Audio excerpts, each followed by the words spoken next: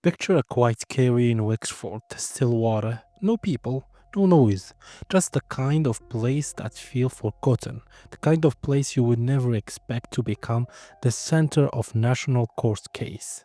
Until two children went fishing and saw something in the water that should not have been there.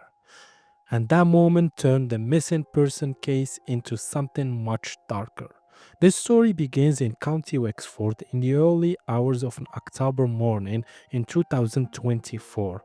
A man named Stephen Ring arrived at a house in Clormont at around 2 in the morning. That visit would become the last confirmed moment of his life. Stephen Ring was described by his family as witty and generous, the kind of person who was meant to come home, the kind of person whose disappearance left a huge hole in the lives of the people who loved him. 2 hours after he arrived at the house, CCTV captured something that would later become one of the most important pieces of evidence in this case: a car reversing up to the front door. Investigators later confirmed that 7 rings remains were wrapped in a blanket and placed into the boot of that car. The car then left the house and drove toward Carrickfoyle Carry. At that moment, nobody else knew what had happened. 2 days later, Ring was reported missing. His family were worried. They had no answers. They did not know where he was or what had happened. They were living through the terrifying uncertainty that comes with a sudden disappearance. For almost 2 weeks, they waited and hoped he would come home. But during those same 2 weeks, his body was lying in the water of Carrickfoyle Carry. For 13 days, the search continued while the truth stayed hidden underwater. During this time, guards began interviewing people who had last seen Stephen Ring. One of those people was Jane Corcoran, the woman whose home he had visited on the night he disappeared. She spoke to guards on the day he was reported missing. She spoke to them again 2 more times over the following days. During these interviews, she gave investigators different versions of events. These stories later turned out to be inaccurate. Investigators said they spent hours trying to confirm her claims, time that should have been used searching for Stephen. At the same time, something else was happening. Jane Corcoran posted on social media expressing concern for Stephen Ring. She appeared to be worried about his disappearance. She publicly hoped he would return home safely. But investigators later discovered she had also searched online for bodies found in Wexford and for countries with no extradition. Then come the day everything changed. Before guards could find Stephen themselves, 2 children fishing at Carrickfoyle Carry noticed something in the water. They saw what they described as an image floating below the surface. It was Stephen Ring. The discovery shocked the community and changed the investigation immediately. A state pathologist later confirmed the cause of death was pressure applied to the neck, consistent with a choke hold.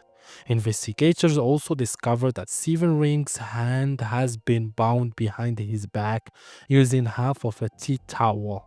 The other half of that tea towel was found in a washing machine inside Jane Corcoran's house. After the discovery of the body, Jane Corcoran was arrested and interviewed again. Investigators said she told several stories that tried to distance herself from the death. She claimed Stephen had arrived already injured. She said she had tried to help him. She named another man as the person responsible for the injuries. But the evidence told a different story. CCTV footage, the tea towel, the search history, the timeline, all of it pointed to her hole in moving Stephen Ring's body after he died.